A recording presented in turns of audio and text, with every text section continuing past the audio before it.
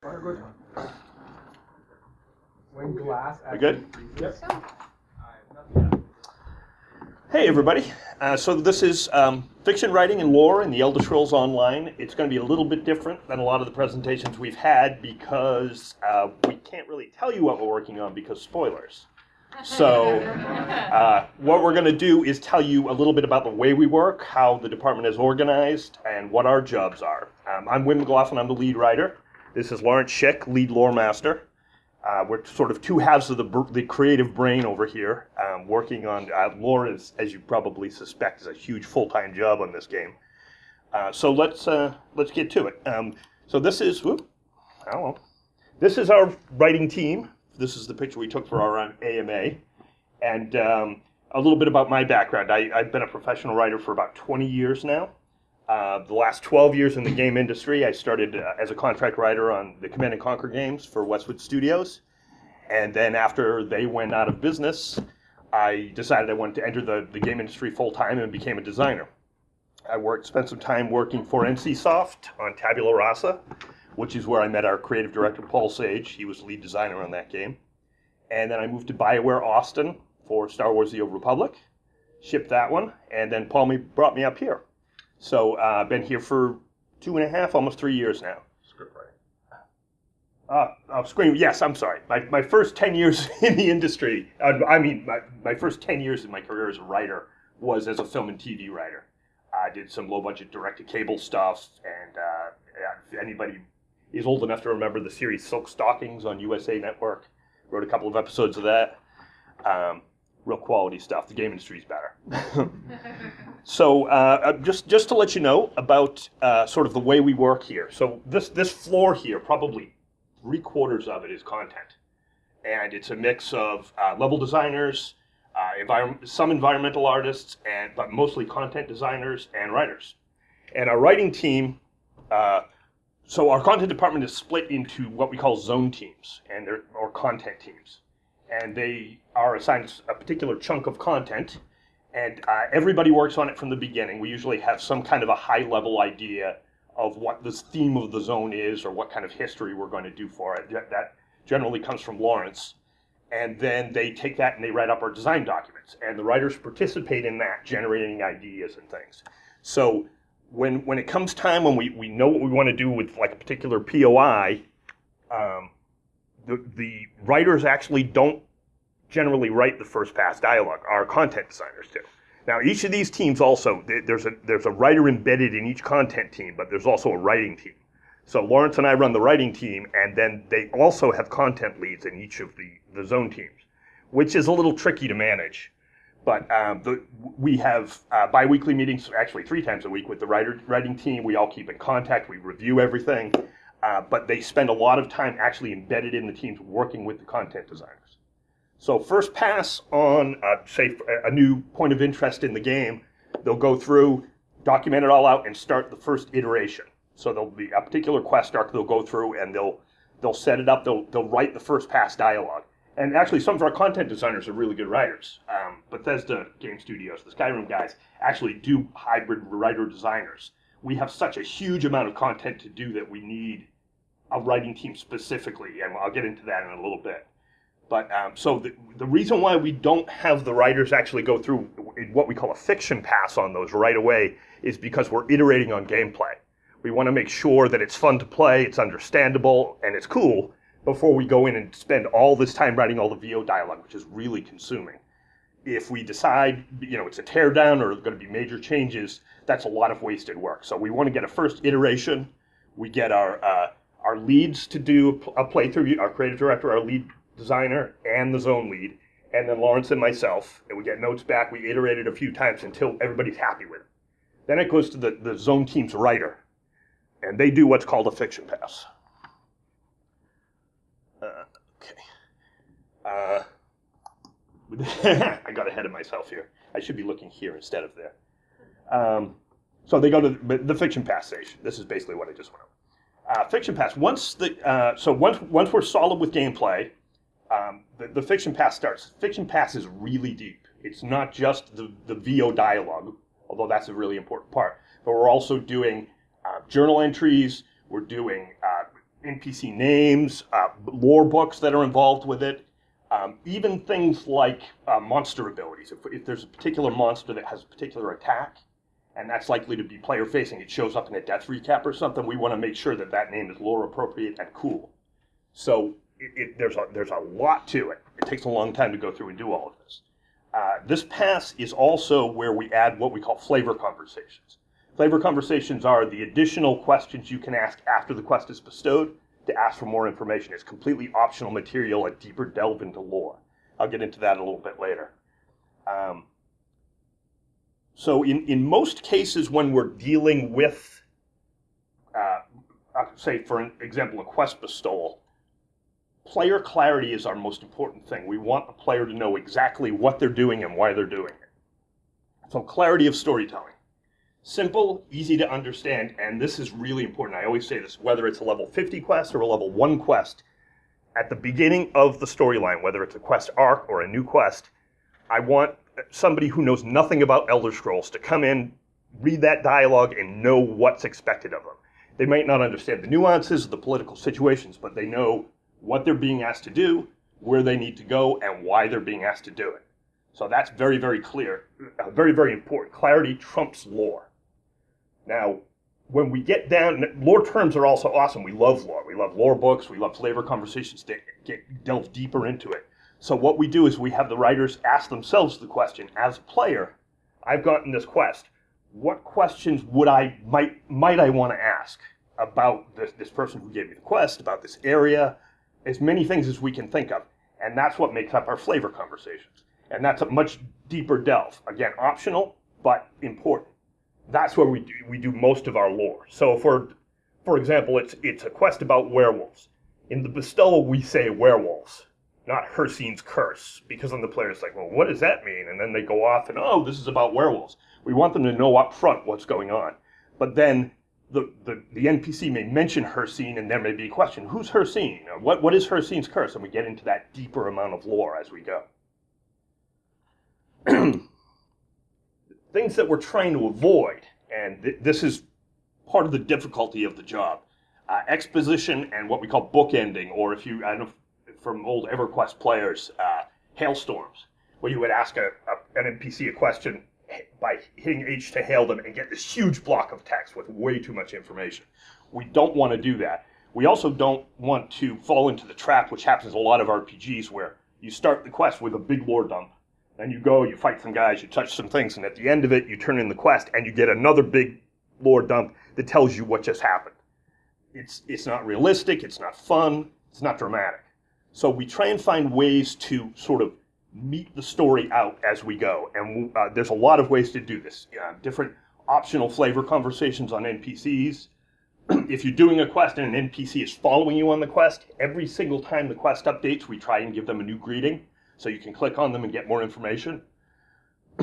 We also do theater, which are the scenes you're not clicking on an NPC, it's either being triggered when you enter an area or by events that are going on or something you just completed where a little scene plays out, which you see all the time in the game and in Skyrim, where NPCs are talking, casting spells, or doing whatever, and it's telling a story. Again, completely optional, because you don't need to watch it. You can turn around and leave or do whatever you want to do.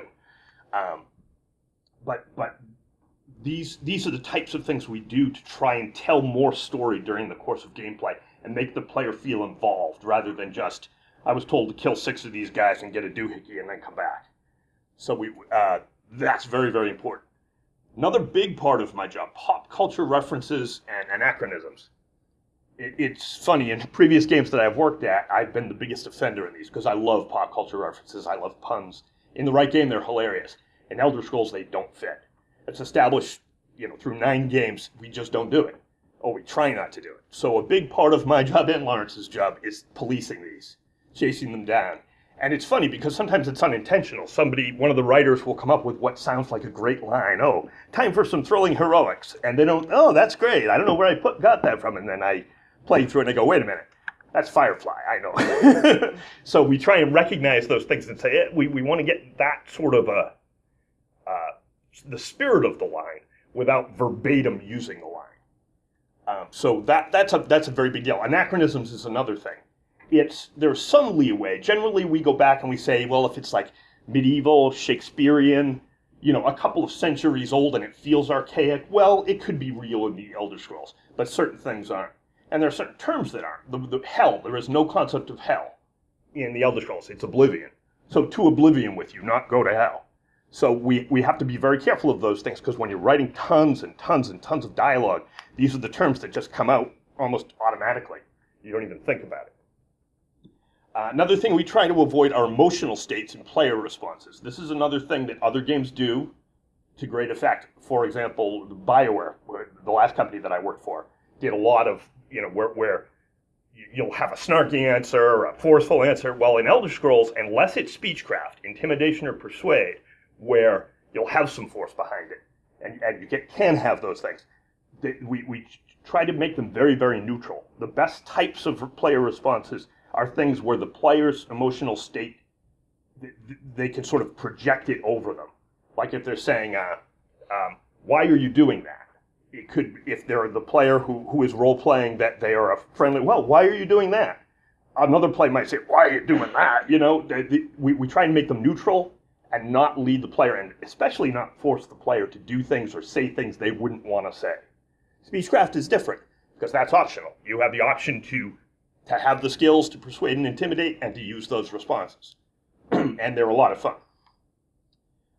Another thing we try not to do, which is difficult at times because you want to, the expediency of telling the story, sometimes it's much easier to just blatantly tell the player up front what's happening. And you can give away twists that are going to happen.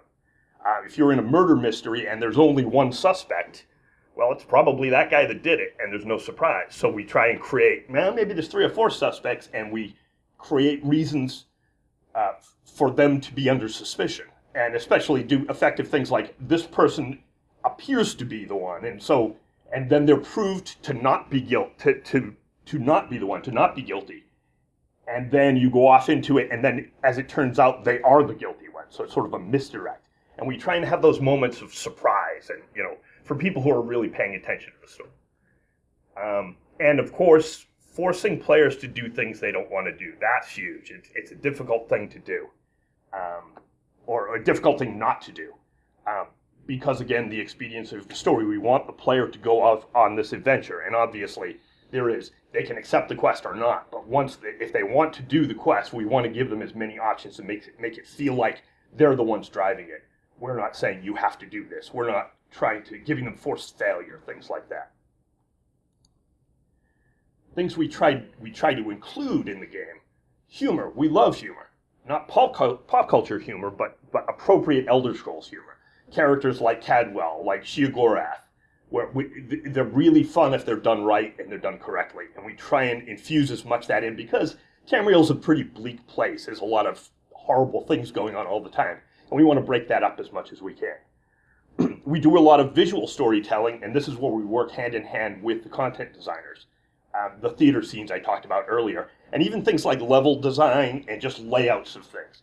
The scenes from the dead, the tableaus all over the game with the skeletons is a great example of that. We loved it, that we try and engage in that as much as possible. Obviously, most of that is done by the level designers, but we're all thinking, what happened here and how can I work this into my story? A lot of times, things level designers and world builders will lay out, will inspire us to create stories. We go in and say, well, this is interesting. Maybe I can use this in the story. So it's very much a collaborative effort.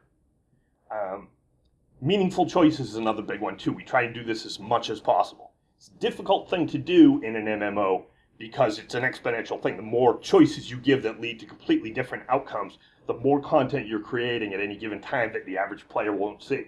So we have to be very, very careful with those, and we want to make sure that those are choices that are interesting and have interesting payoffs. And most importantly, compelling characters with unique voices. That's the most important thing. A lot of fantasy games, there's just sort of your average quest giver that, oh, can you help me, my family, We try and create really interesting characters, and there's so much to draw on with the races, the Khajiit voice and the Argonian voice and the Nord voice. There's nothing funner than writing for a Khajiit. They're hilariously fun to write. So that really lends a lot to it. But then also, how do we make them different? One of the things we found with the first-person speak that the Khajiit do is not all of them, we decided, not all of them do it. Some of them are more, that live in the cities, that are more, spend more time with other races, may have less of it. They all have a slight accent, but not all of them do the third person. Older Khajiit would tend to do it, more formal Khajiit. Other ones that might, like Raz, who is in a sort of a secret agent for the Queen, might do it sometimes, but when he does it, it's usually because it's part of his personality and his sort of charisma. Other characters don't do it at all that are Khajiit. So it's an interesting thing to do. Another difficult thing to do, speaking of Razumdar, is characters that appear all throughout the game. Continuing characters, recurring characters, we call it. It's difficult because we have many different teams working with the same characters and many different writers writing for those characters. And we have to track those quirks. We have to track what they are like. So we keep, first off, in our internal wiki, we have a recurring characters page that says where they appear, what they've done, what they've been through, all of this kind of a thing for our reference. But we also instituted something where we assigned for specific ones, like Razumdar, like Queen Iron, like Cadwell, where one of us is assigned to be sort of to oversee, to be the parent of that character. And even though all the different teams will go through and write dialogue, and many of it's terrific and is usable, that one writer will go through and touch all throughout the game everything that character says, so they have a unique voice that is consistent. And that worked for us really, really well, so that was a challenge. So one of the things I thought would be kind of fun to do, I went around and asked our writers, off the top of your head, who's your favorite character? And it's kind of funny because many of them, of course, came up with characters that they worked on. And I don't think it's about, oh, look what a great job I did. It's more about when you're working with these characters for a long time, you fall in love with them. You really do. They start talking for you. And it's a lot of fun. We love when we see feedback on the forums and fan art and things for characters we created. There's nothing like that. So Lawrence picked Razumdar, who is also one of my favorites. I didn't write at all. Yeah, that's true. This is true. That is very true. And Michael Zenke, down the bottom, who actually did write, he was the parent of both Iron and Razumdar. So he went through and did a brush on them throughout the game. I had the good fortune that even though I wrote the main quest of the game and created Cadwell, but then Cadwell appears later in the game in the entire Cold Harbor zone. And I didn't write any of that, but I did go through and do a brush to make sure that he was consistent all the way through. And the writers, there were several writers who worked on that who did a great job. I didn't have to change that much. They kind of got it. So that was really fun. Like I said, Michael, Queen Iron. Rebecca Harwick loved Stibbons, Lady Lorent's long-suffering manservant, who we all love, actually. And we get him. We probably will get him into much more trouble in the future as well. Bill Slavisek, like Naryu, who was the Naryu pronunciation. I forget how to Naryu. I think she is the close enough. Yeah, the assassin that you meet in Narcissus and continues throughout the game. And again, Bill sort of babysat her dialogue and did a brush on her. She was the Morag Tong character. Zach Bush liked Shia Gorath, and who doesn't like him? He was. I mean, his character was established in previous games, obviously. But it's fun to write. He's just, a mad god version of Shrek. It's just hilarious. And then Rob Chesney liked King Faharajad. Rob also was the voice of the Bill Nighy character, King Yaroon. King Emmerich. Or Emmerich, excuse me, thank you. He rewrote his. I believe it was Bill, actually, who did the consistency pass on Faharajad. But they're both wonderful characters. And then Jonathan Toe, who has written many of our dungeons and trials. Alan Wee, who is the spirit in Crypt of Hearts and Veteran Crypt of Hearts that introduces the quest. And my favorite, Abner Tharn. He was so much fun to write because he's just, sort of the villain that you're forced to work with, and his dripping with sarcasm. The stuff between him, Lyris, and Sai Sahan was some of the most satisfying stuff. We got the three actors in the studio at the same time, which almost never happens, and had them playing off each other, and I couldn't have been happier with that. It was just so much fun. So that's my presentation. I'm going to turn it over to Lawrence now, tell you some of our lore stuff, and then we'll take some questions after. Thanks. Hey, Summiteers. So yeah, I'm Lawrence Schick. I'm the lore master. I would share the writing lead with an Underwin. I've been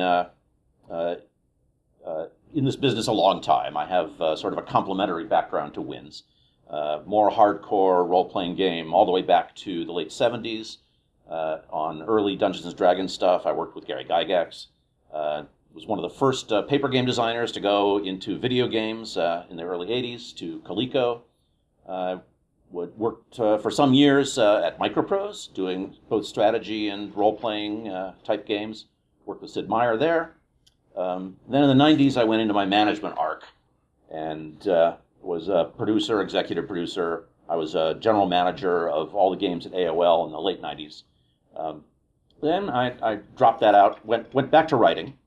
And my friend Ken Ralston, who I've known for 25 plus years, and is one of my best buds, and who was the lead designer on Morrowind and Oblivion, he dragged me back into game design to work on the game that turned into Kingdoms of Amalur: Reckoning, which was done at Big Huge Games just down the street. Then about 5.5 years ago, I moved up here, initially as a lead content designer. And it's just been the culmination of all the stuff I've done before, and this is just the best gig I've ever had. This is great. So, what the heck do I do? Yeah, He is a wizard. We set out some years ago to build this MMO, this big fantasy MMO, and we could have just taken the route of building a fantasy MMO that had a sort of light dusting of Elder Scrolls on top of it, right? Like, Lord of the Rings Monopoly. It's just Monopoly with the names changed. But we decided we didn't want to do that, though that would have been the least risky thing to do. We decided we wanted to build a real, genuine, deep entry in the Elder Scrolls series. Regardless of what implications that had for sort of standard MMO organization mechanics. That was a risky thing to do, and there were a lot of people, even internally here at the studio, who thought, yeah, great idea, sure, that's what we'll do, right? But as time went on, and we got deeper and deeper into building an Elder Scrolls MMO, every time something wasn't working right, or something didn't fit, or something didn't play well, we started saying, well, maybe we just need to make it more Elder Scrollsy. And nearly every time, that was the answer. That gave us the path forward, so that eventually, we were really deep into it. And this was all with the full approval and consultation and help of Bethesda Game Studios. And early on, I sort of took on the main role of consulting with them about lore matters, and because I was working on the main quest and stuff like that, and I sort of gradually grew into this position of being the guy who you went and asked about the Elder Scrolls stuff. We have everybody on the staff, everybody on the dev team, is pretty much an Elder Scrolls fan. I mean, when we're interviewing people, that's one of the questions we ask them. Are you an Elder Scrolls fan? It's important. The tone, the feel of the game is very particular. And it's not necessarily, it's easy to kind of just deviate from it and go generic, right? And we need to gently steer things back in the direction of Tamriel when they start veering off toward, Dungeons and Dragons or something. We've been working very closely with Bethesda all along, but always with the clear understanding that they own this property, they control it. We are a sister studio, we're very cordially working with them, but we defer to them on matters of lore and background. That's over time. I've learned what their hot buttons are, what are the things to stay away from, what they're totally cool with, and they've even started discussing things back and forth with us. So it's grown into a real collegial working relationship. So what is cool about Elder Scrolls? Why do an Elder Scrolls game rather than some other property? The thing that's unique about Elder Scrolls in the fantasy settings is that it has equivocal lore to it. It's not like Middle-earth, it's not like Forgotten Realms or so many other settings of that sort where, like in Middle-earth, for example, you got the Silmarillion, you got the appendices to the Lord of the Rings, you've got all the jillion books that Christopher Tolkien has edited, and they all come from one big lore daddy. And he says, this is the way it was, this is what happened, and, it's all laid out right here. Here's the names, here's what happened to Morgoth. We know exactly what happened to Morgoth, and where Sauron came from, and what he was doing in all those years in between and stuff, because Tolkien said so. Elder Scrolls isn't like that. In the Elder Scrolls, this is one of the great innovations that started coming in around the time of Redguard and Morrowind that really differentiated the series from others.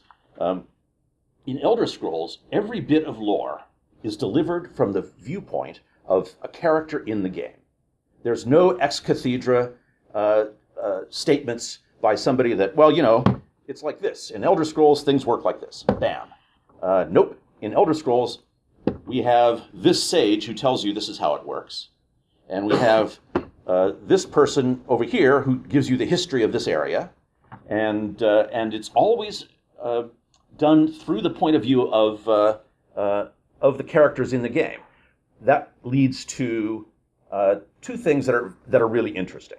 One is that it leads to useful inconsistencies.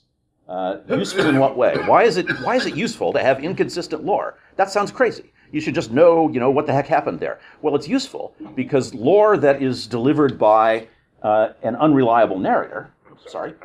Lore that's delivered by an unreliable narrator gives you lore that has two aspects to it that are of interest that are valuable to the player. One is, he's telling you about what happened when the Akaviri invaded, right? But he's also telling you what he thinks about that and what his culture thinks about that.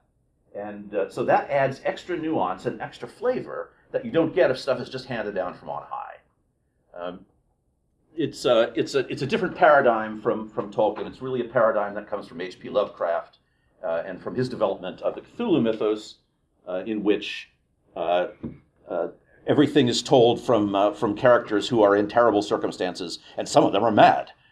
So there's really unreliable and inconsistent information there, and it's great.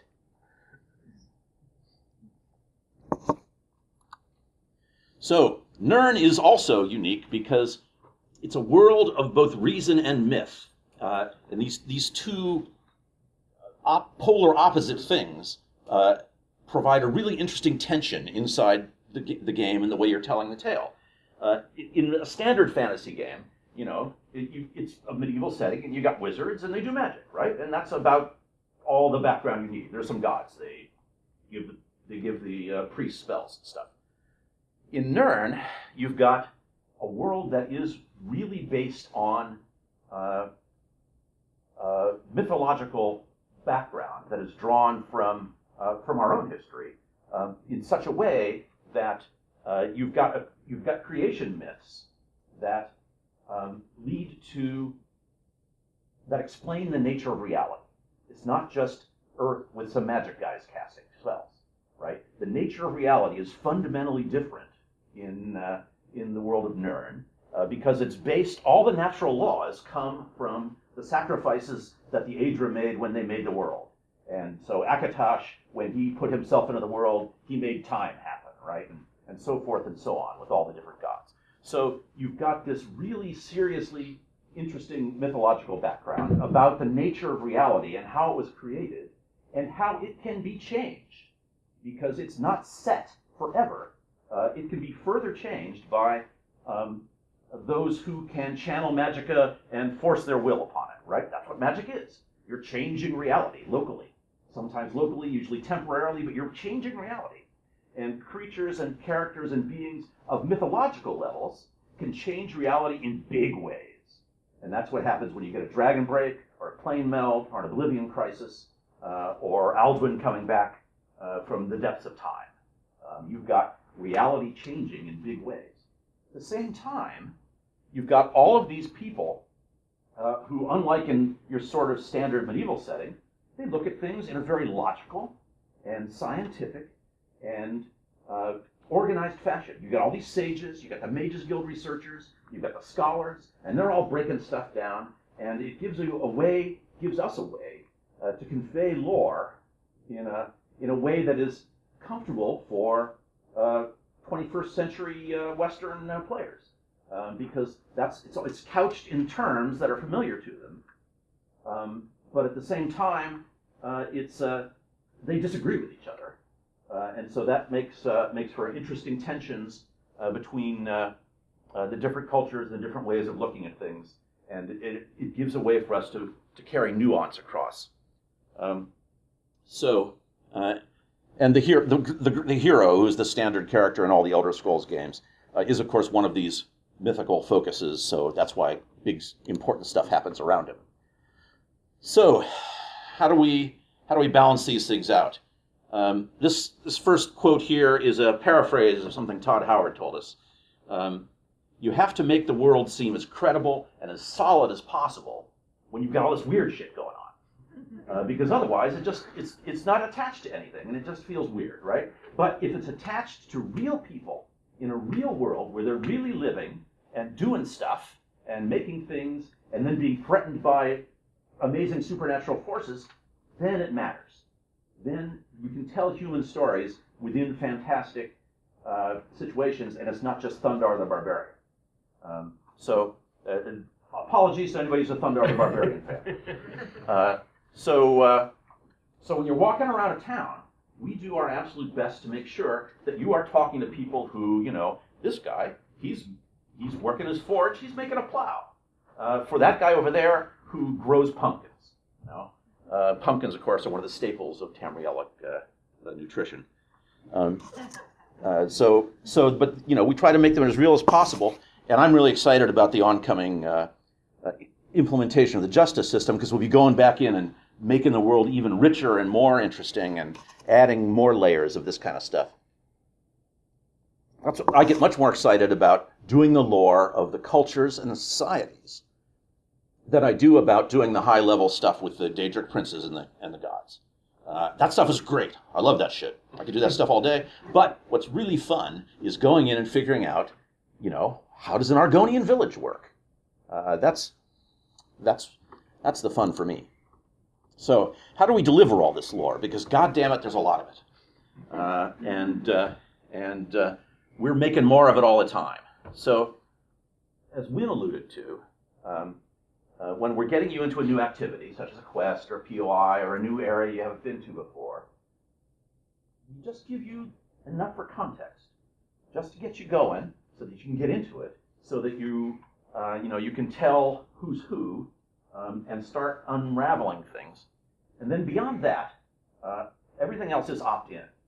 It's all up to how much does the player want to find out. They can talk to people, they can talk to the quest-involved people, and ask them questions and get more information. They can talk to those guys who are standing over there, who aren't involved in the quest, and don't have anything important to convey related to the quest, but tell you more about the context of the area, may tell you more about the people who are involved in the quest, give you more deep background. You can read books. By God, we put books everywhere. We love them. You can listen to bard songs. You can talk to merchants, and they will often have something contextual to tell you besides just, what do you want? The lore books are one of the things I'm responsible for. It's a hallmark of the series, so we knew we needed to have a bunch of them. I told them early on. They said, okay, this is like 4 years ago. They said, make an estimate of how many new books you're going to have in a game. And I sat and I thought about it, and I made some notes and stuff, and I said, about 1,500. And they said, ha, you're out of your mind. You get 200. So we ended up with 2,000. And this is in addition to selecting classics from previous Elder Scrolls installments that we felt we needed to have, because they're foundational lore books that tell you about the background of the setting in classic ways, or because they're just so cool we couldn't leave them out. Like the lusty Argonian maid, we couldn't deny that to our players, even though it was written 800 years after our game. So that adaptation was really that is right. So we figured out that it's actually an oral tradition that pervades through Tamrielic society, and so it's been around for a very long time. And that guy Crassius Curio in Morrowind, who claimed to have written it, was just doing the latest version, the latest We translation. need to write a book about him, about how he was wrong. He claimed to do. But he's in the. But no, never mind. You're right. You're right. And the thing is, most of these new books are telling about. I mean, a lot of them are quest-related books, right? So they're just you bastard, I'm going to get you for this, and here's the incentive for why I did this terrible thing. But also a lot of them just tell about just cast some more light on the information on where you happen to be in this great big world of Tamriel, and what they think about here and how they do stuff. And then we include a sprinkling of really, really insane deep lore volumes for the serious lore hounds that mostly I wrote that are a ton of fun to write. But you have to step carefully because you're carving channels in the high level lore of a game that has a big fat history behind it, and the lorehounds take it very seriously, as well they should. Me being one of them. Lawrence has a wonderful habit of going through and writing not just one book about this topic, but three from three different authors, all of which contradict each other. I like my dueling sages. Often, because this game is, I think, the biggest and most complicated single piece of entertainment in the history of the planet. We're trying to do so many things at once, right? So all the time, we'll be coming up with new systems, new approaches, new twists on systems, ways to do things in an MMO fashion that are very different from what's been done with single-player games. And so people will figure out how they want it to work, and then they go, "Whoa, wait a minute, this is different, and we're trying to be Elder Scrolls." So they'll come to me and say, "Well, Lawrence, this is what we want to do. Is this okay? Can we do this in the Elder Scrolls?" And it's not my job to say, no, sorry, that's not Elder Scrolls. We don't do that. Sorry, go back to the drawing board. It's my job to say, absolutely, this sounds like fun. It's going to be great for an MMO. Here's how we do it in an Elder Scrolls context. And then we just we tweak it a little bit, or they go ahead and implement it. I make sure that all the names and everything are appropriate for the lore and the setting and the culture, and then I explain it in character dialogue or in lore books or something like that. It was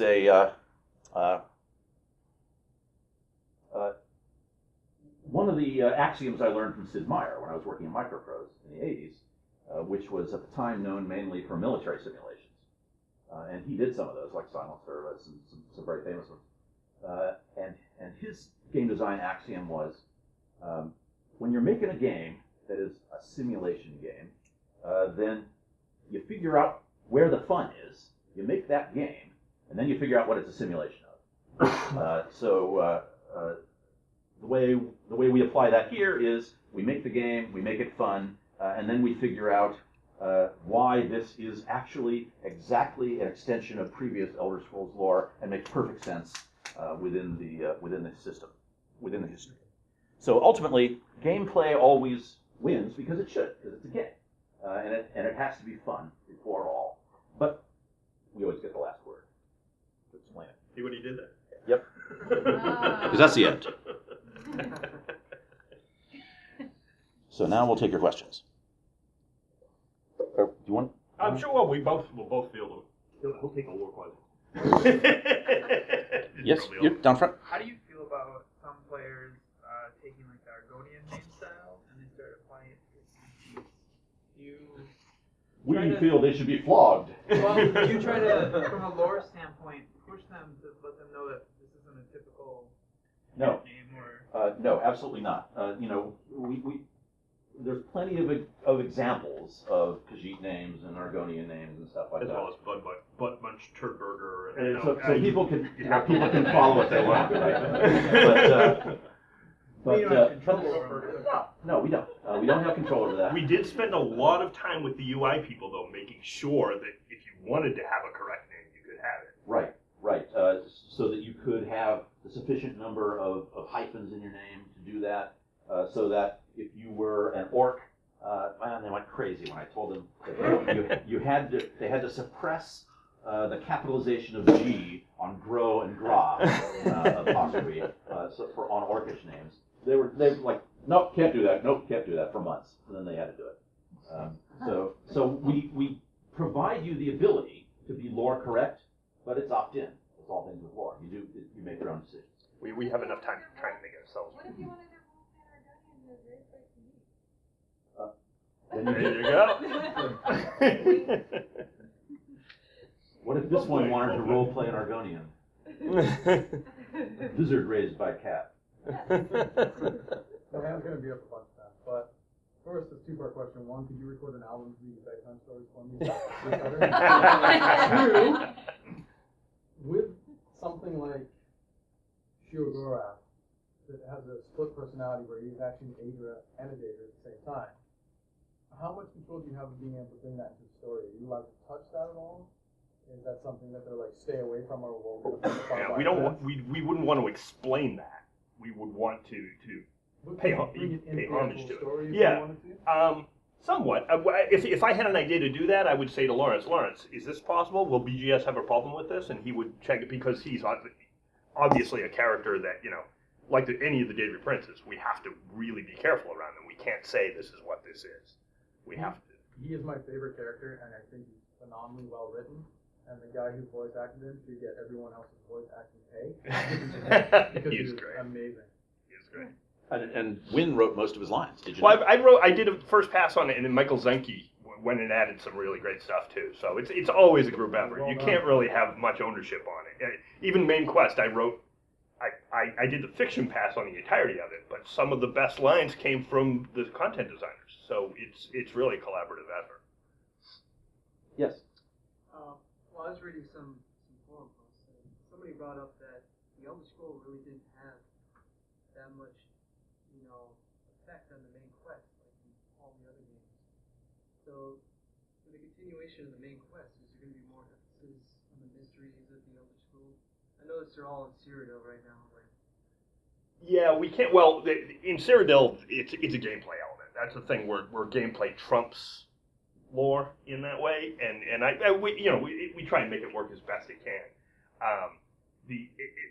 Part of the thing and part of the fun, I think, of the Elder Scrolls is that technically, and we talked about this a lot in the second chapter of the main quest, is they are constantly being rewritten by human actions, and which is a wonderful thing when you need to retcon something like Cyrodiil is a jungle.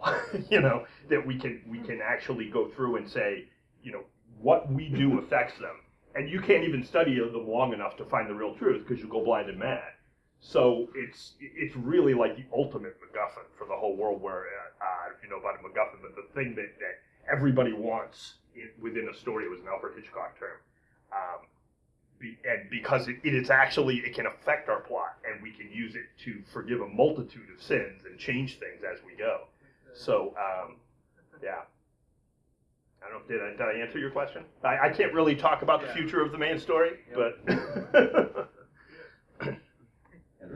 Someone else went ahead and stole my sort of joke question for you. Oh, I was man. going to ask if you could DM my next Pathfinder campaign. But I guess one thing I wanted to ask, in terms of writing, was the goal to include meaningful choices. And I think that the game has some really well implemented examples of that. But I think that also for some choices in the game, one frustration I had was that a lot of times the choice you get comes at the end of the story arc.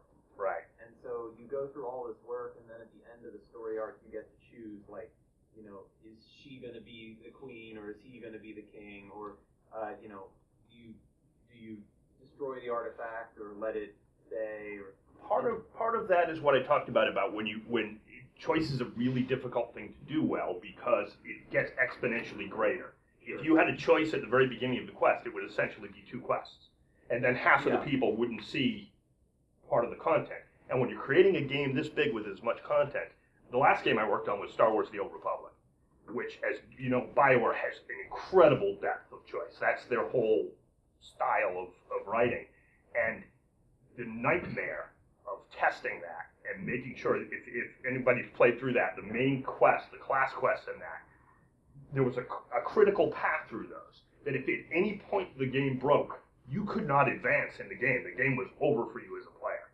And when you're releasing a game of this scope and this magnitude, it's you just can't risk that. You can't risk, I fully appreciate that, but to a certain extent, isn't that what makes the choice meaningful? Is having it early enough that it does have that kind of consequence? Because at the end of, like right before I leave the zone, I make this choice and then I never return.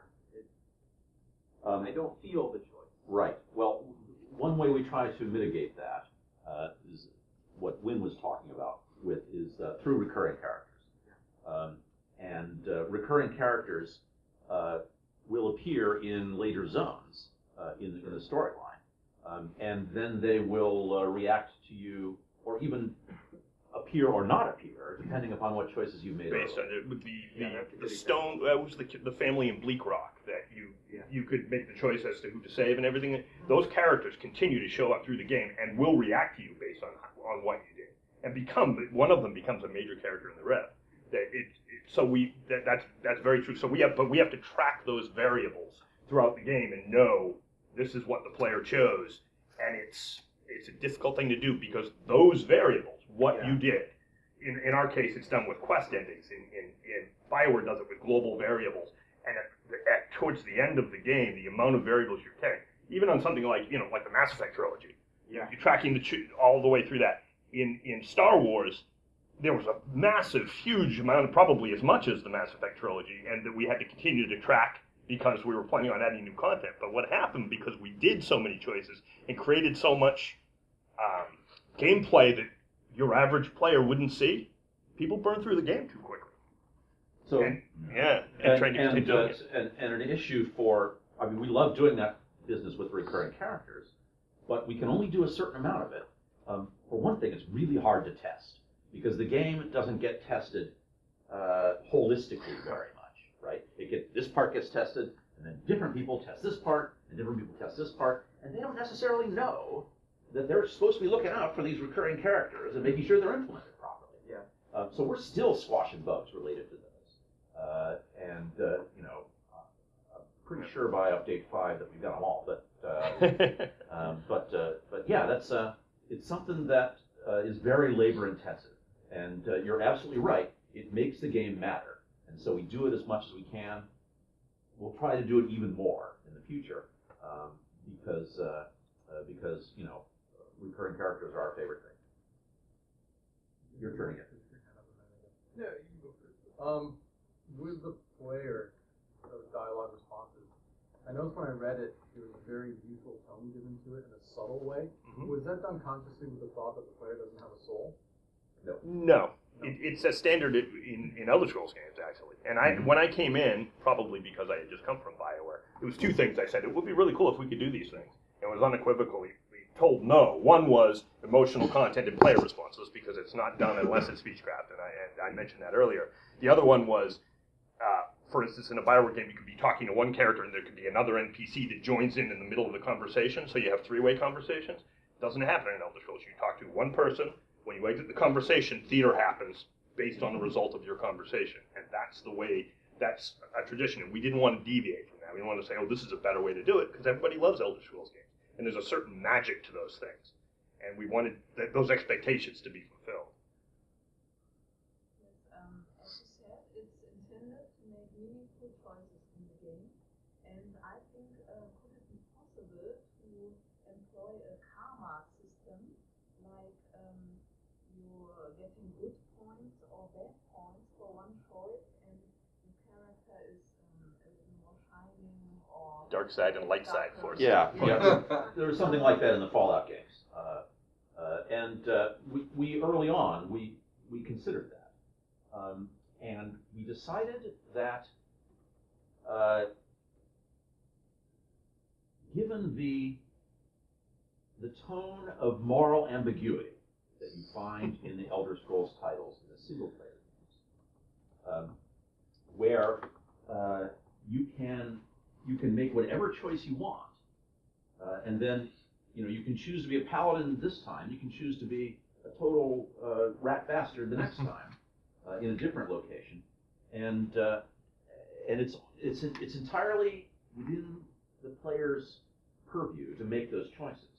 And so not always a light side and a dark side choice either. Sometimes it's a bad choice and a worse choice. Right. There's a lot of bleakness to it. And so we decided that to be Elder Scrolls, that we wanted to retain that, because when you have a karma system, you are reinforcing what choices the player makes, so that the more they make this choice, the more they make this choice, and what that does is it means that those choices over there start to dwindle and disappear, so that over time, characters like in the Fable games, right, they tend to go one pole or the other. You have to work really hard to stay in the middle in a game that has that kind of system. And we didn't see the value of it. So we entertained that thought, but then we decided that we would leave every choice up to the players every time. Yes? Should players be on the lookout for Easter eggs? No. Elder Scrolls appropriate Easter eggs. Yeah. That's the biggest thing. We tried to police. You can't police whether somebody uses their friend's name. There's just no way to tell. We tell people over and over again, and like I said, I look for those things that are obviously out of place. And Lawrence is also looking at anachronisms, especially. So we try and do most of them. I mean, this game series, the franchise, has such a great, rich history that we have plenty of Easter eggs that are just Elder Scrolls Easter eggs. Mike the Liar showing up, things like that are Shiogora showing, those things that you just, oh wow, this is great. It reminds me of Morrowind, or it reminds me of Daggerfall, or so appropriate ones. And there are. I mean, there's a lot of little bits of humor that we've put in. Things that we've tried to do. The one thing that I like that we did add recently was I think it was a Kotaku article where it was The Onion did a thing with the NPC who was guarding his barrel, and we actually went and put that item in the barrel. Actually, I think we put a note in the barrel saying that I found this here, referencing the Onion article. But it was completely appropriate within the world. It wasn't glaringly anachronistic or. Yeah, the Easter eggs we try to put in are contextual Easter eggs, right? So that this guy here will refer to something that guy said way the hell over there, and you may never get it. Most people may never get it, but if people who get it will say, "Oh yeah, I know what that means. That refers to that guy over there." So that's those may be more effort than they're worth, really. Yeah, we do this. Yes. You. One question I had about recurring characters, because one thing you mentioned earlier that's so great, you guys were lucky enough to work with some really outstanding actors and actresses on the game, and for the release version of the game, this was really awesome. How easy is it for you to bring back characters, given I'm going to give you that. That's a good question. Well, those roles are called stunt casting generally, and it's a great thing. It's great publicity. People who are fans of these actors who might not otherwise see news about the game see this, and they're also fabulous actors. Getting John Cleese was like the highlight of my career, because we didn't have a character for him. We found out that he was available, and we created one for him. I created one for him, and I memorized every line the guy's ever said in his life. An old Monty Python fan, but. Potentially we could. There are many we would like to bring back. Some of our main cast aren't really stunt cast. They're sort of upper level people like Jennifer Hale and Kevin Michael Richardson, who aren't like Bill Nye is tough. Dumbledore is tough. You know, the Alfred Molina is tough, but I would get him back because he was awesome. Yeah. But we would like to. And there are also, without getting spoilery, there are chances that some of these characters might not be around anymore. And if we did bring them back, we would want them to be available to everybody. You know, so we'll see. We've talked about it. There are many we would like to. Yes. Will we see any more like story based around the tribunal in the future? For me personally, that's a story that's really intrigued me, and I love seeing Amalexia in the Evan Pack storyline. Will we see any more of that type of thing in the future? I can't tell you that we will. Yeah. That would be We spoilery. absolutely can't say that. Sounds good. But that would be really cool. Yes. Can we expect something like a dungeon companion for your dungeon? What is the story of the bosses? Why is this dungeon there? We try to do that with lore books as much as we can. Dropping them in. If you part of the problem with dungeons is you're with your group and everybody's in a big hurry and nobody wants to stop while you read a book. But there are lore books throughout that we do that as much as possible, and we're constantly adding them. So we can get the story of what this boss and this boss and later. We try to, and we're constantly adding them because we don't need VO for them. So it's really easy to just write a few more books and add them to the Maybe game. you can find like NPCs or something in there, and they walk with your group, but they're like talking while you're walking, kind of thing. We try to. That gets tough, especially because if you have a group dungeon, you need a lot of enemies, and you know it can be a frame rate killer. Where everybody's got spell effects going off, and the enemies are fighting and stuff, and every single additional person that you add. So those tend to be. Maybe worse than PvP. Yeah, 1 to 4. 4-player dungeons or single player. And actually, I would actually brings up an interesting point that I've been wanting to ask you guys to see what you think. Some of our content, obviously, the main quest and the guilds, were intentionally done as single player instances because we can do storytelling. You would never be able to go to Sancretor with 3 of the companions with you, all talking back and forth and being with them, if we had a multiplayer experience there, because we would have had to have 4 times as many spawns, and it would have been a nightmare. Does that, but in a multiplayer game, that was a choice we made, but we're starting to think in future content, do we want to make this, you can go with your friend, or do we want to have them 4-person? Is the single player chapters of the story frustrating to somebody that plays a multiplayer game? I get a lot of resistance. Yeah? Yeah, I run a casual community, mostly elderly. Yeah. And there are people that cannot progress. Like we. By themselves? Yeah, by themselves. They cannot progress it. Oh, that's interesting. Huh. But from a storyline aspect, if you take it away and make it a group atmosphere, you no longer feel like the hero. And That kills was your our point. immersion in the Yeah. game. It would be kind of nice if they can basically hire a friend to be a henchman, to come along with them for their And story. that's something we've talked about too. We'd love to do Because something like it would be nice to be able to go in and help this lady out. I mean, she gets so frustrated, and Yeah. she's like, "This is like the 150th time I try this, and I always die." And it's like, yeah, you need to learn how to dodge. Yeah. But you can't harm. I love that she's playing. How old is she? She's 75. I love that. That's fantastic. So, oh my but you God. can't harp on a 75. My mom still doesn't know what I do for a living. Right. So. I'm sorry. Did you do something there? Yeah, I just wanted to Yeah. get this idea. Because in the old copy, it was possible to take someone with you in the instance, but it was still only your instance. And he didn't make any progress. He also had to do it later, but he was able to help you. So you wouldn't have the problem that there are 6 or 9 or 12 characters with you. Yeah. It's still just Titanborn, Ebner, and Sahan. Yeah. One time, everyone, but the other player could help you. And I think this Yeah. would really help a lot of solo players. Yeah, we've talked about that for sure. I would even love to see something similar to them, even if it's your quest. Say you're the person who it's your version of the quest, and you come up and you talk to them. At Star Wars, we had a thing where if you were in group, the conversation wouldn't start playing unless the other person came up and was within distance.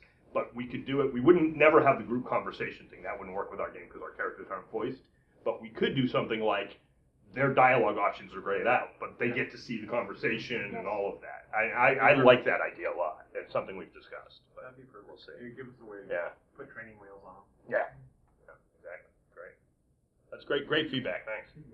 Okay. If you started writing about boats, would they have to make them and put them in the game? we have boats. It's like the never-ending story. You're mistaking the tail for the dog. Yeah. Exactly.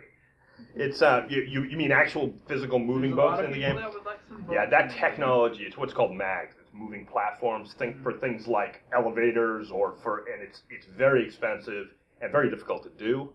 And I don't know if it gives us enough bang for the buck. We'd rather, because I mean, justice system is a huge effort for our department too, because every character in the game has to respond to justice system now. So everybody needs lines on them. So that's a huge amount of stuff. To go and put the technological expertise into that, where, I don't know that it would be a big enough payoff. But I would like to see it.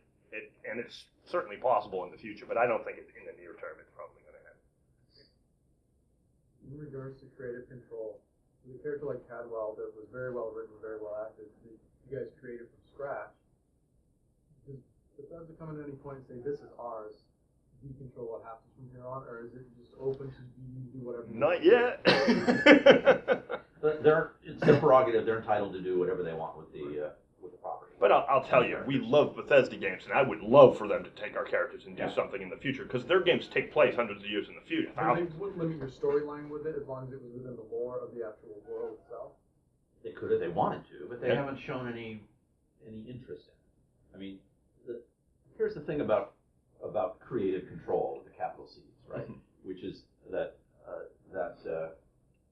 for people like us who worked in this business since the dawn of time, it's all about collaboration. We don't own these characters, Even the people who have the voice of the character, or are in charge of the voice of the character, they know very well that this is we all make this game.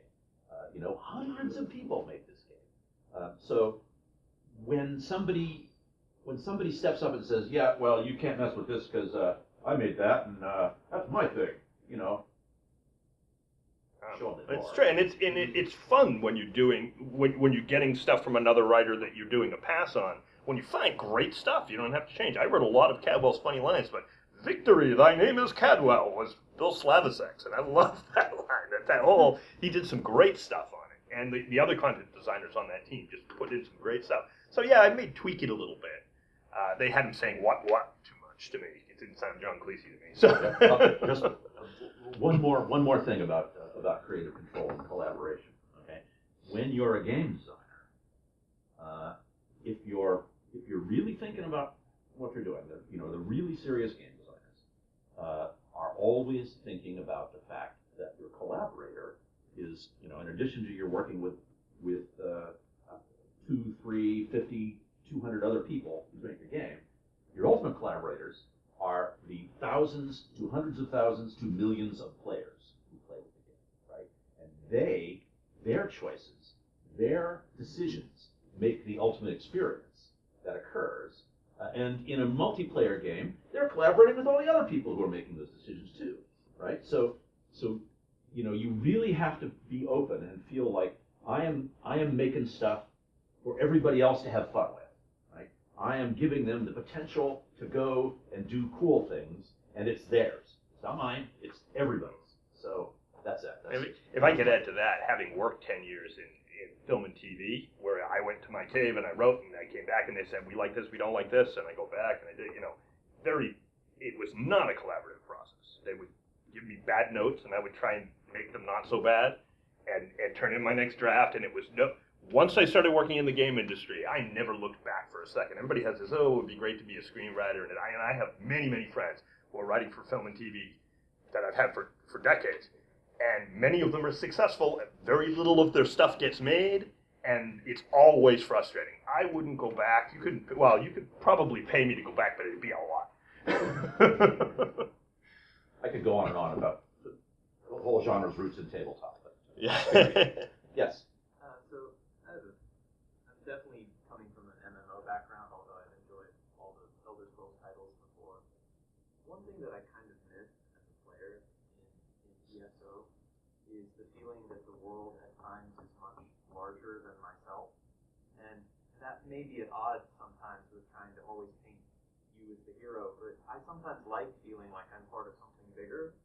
And I feel like in ESO there's not a lot of characters that are presented as being more powerful than the player.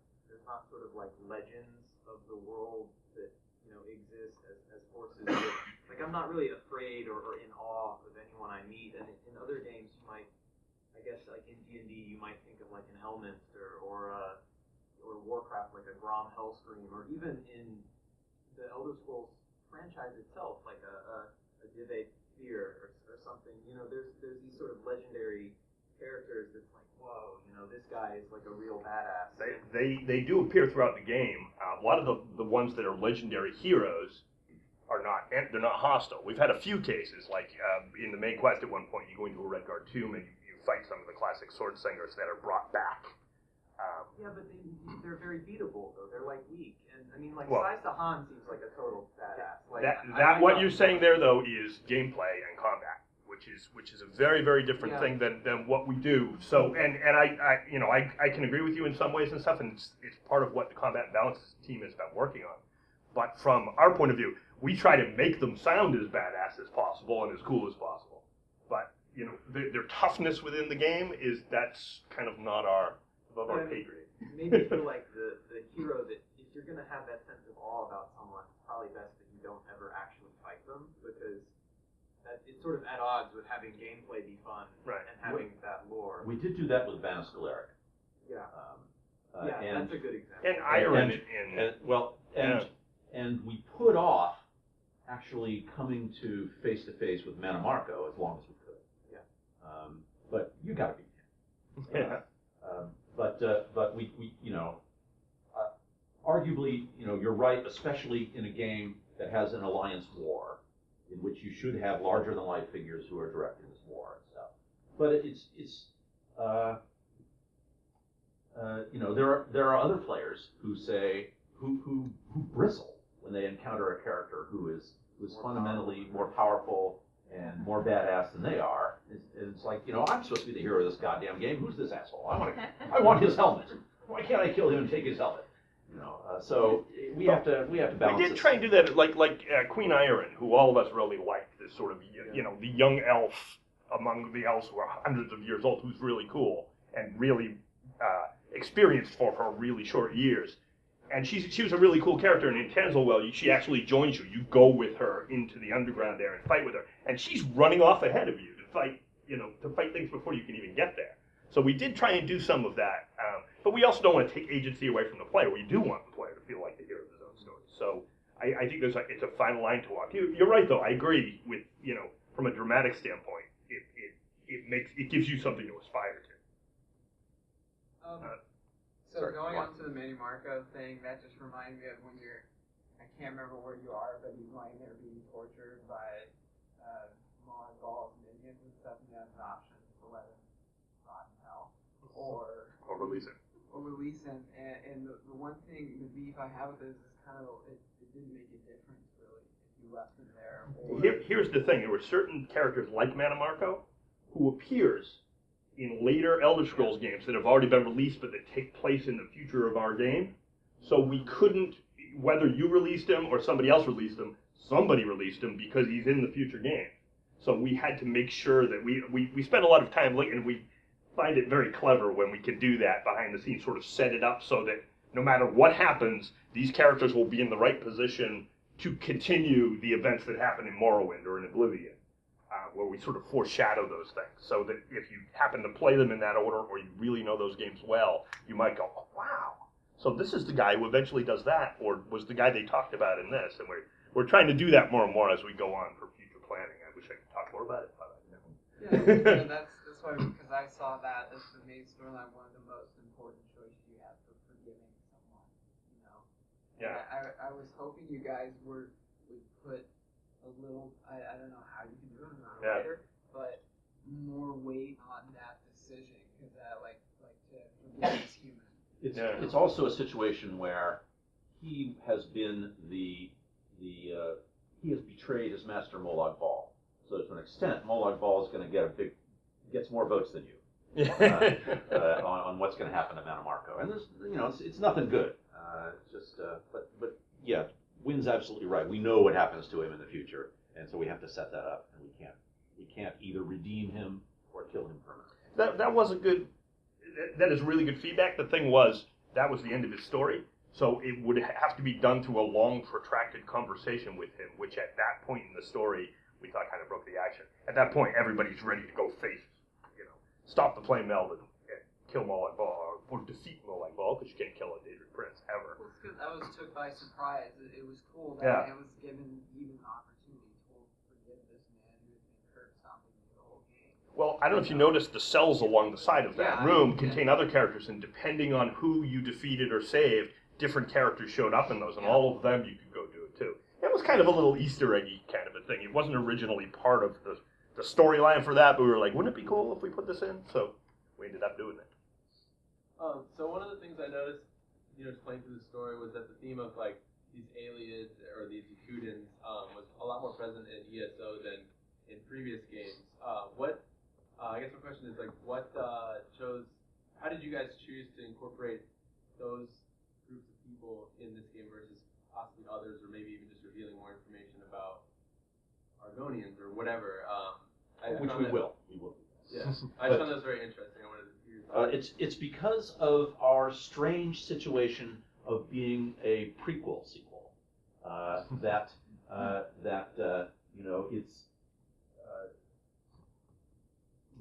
it's easier for us to reach into the past, the times before ESO, and talk about what has happened with the ancient Yakutans and reveal more secrets about the aliens and stuff like that, because it doesn't box Bethesda Game Studios into any particular limits in the future on whatever they want to do with the single player games. So that's one reason why Craglorn is all about things that happened way in the past, and so is a lot of the Altmeric Dominion stuff. It's just it leaves more options open for the series. It's just people really like getting more intimations about this very long, deep history that the Elder Scrolls have. Well, I also in previous installments, like Skyrim is all Cyrodiil. It's just one small section. We cover all of the ground of all the previous games and then some. So we have big areas. There's a huge Redguard area, several zones that cover them, and there's all this history and stuff that we want to. So we have the time, and we quite frankly need the topics to create all this content. There's way more than in any previous single game has ever done. So we end up doing that. We look through, Bethesda has a lore wiki. We look through the online stuff because there's great stuff there too, and look for little germs, little seeds of stories that we can sort of get into and tell more about it and explore those things. A lot of the Argonian, even in our game, I think we explored have explored more of the Argonian stuff with the histories and the hatching pools and all of that. Than we've never seen that stuff in previous Elder Scrolls games, and we have more coming, a lot more. I would like to do more Khajiit as well because I love those guys.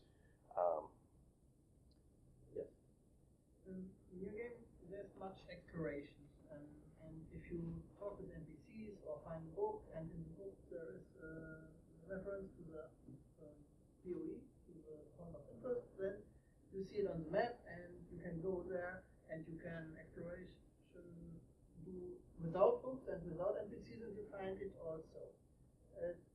It's an idea, but if I speak to an NPC or find a book, and this would reveal something that I not can find if I go through the. Oh, then it would be something that would be locked. So yes. Yeah, well, those kind of just from a technical standard, those kind of permissions, can I enter this door or not, are based on the quest state that you're in. So what we would need to do would be to actually push a quest to you through it, and we have talked about doing that. So I would find a book, and there as information beyond the waterfall.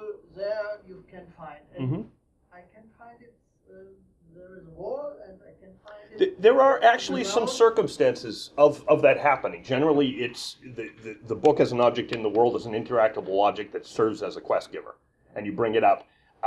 The problem is we like the book interface with the parchment and everything. Generally, you get the conversation interface with that, so it's a little less. We usually do it with like a note or or an object like that, where the text has the description. We're talking about the possibility of actually bestowing quests using the book interface, which I would love to do. I think that would be great. Yeah, we need to get some extra tech. Yeah, we need some extra tech, and we have so many things. Especially, like I said again, Justice System is so much new tech that's going to hit every area of the game that's really our focus right now. And I think you guys will appreciate it. But speaking of Justice System, there will be some things you'll be hearing about later today called bandit dens that if you're an enforcer, that you can only get to by doing enforcer stuff. And they're not available to anybody who hasn't. We can't give away other people's spoilers. They'll come in and they'll be like, "We already heard about this." Yes. Could you tell us more about the process of creation? Because as every writer knows, it's very important to keep pacing the story, and it's a very difficult thing to do.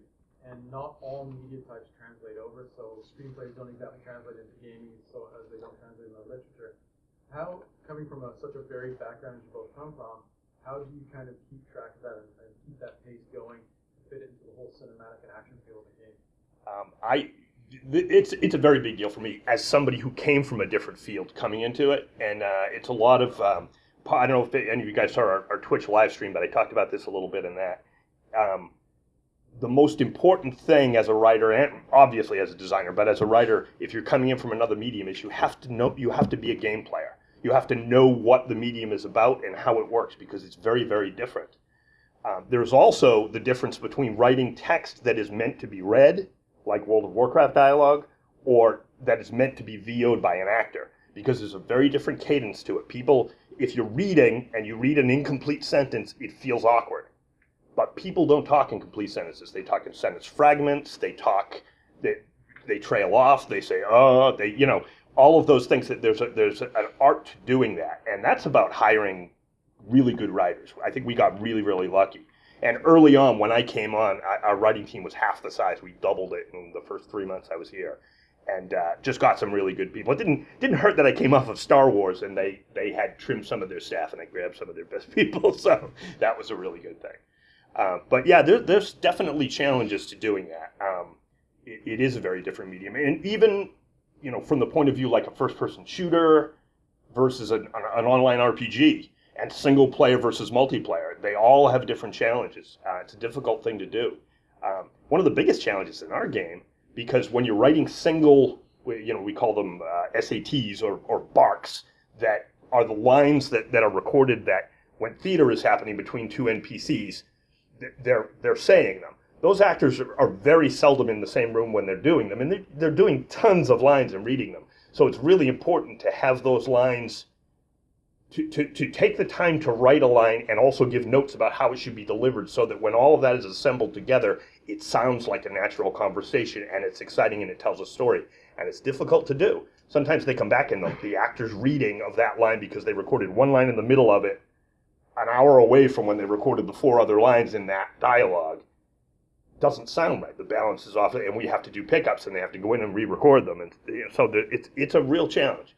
And like I said, the tendency with writing little bursts of dialogue that are going to, the game tools are going to pull from an action list and say, play this line on this NPC, play this line on this NPC, have this guy walk here, play this line on this NPC.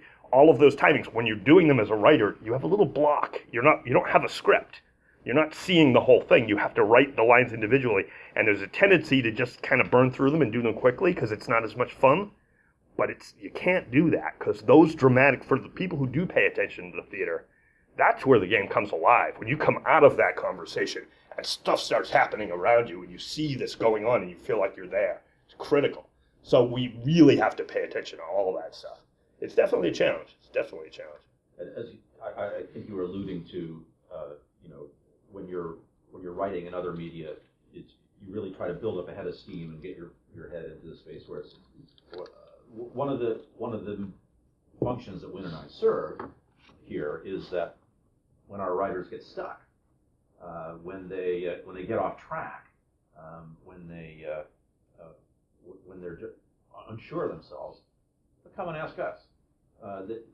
Our door is always open, and we never get to build up ahead of steam on anything because we've got writers and content designers coming in through the door all day long saying, can we do this, and how do we do that, and I was thinking about this, and what do you think of this character?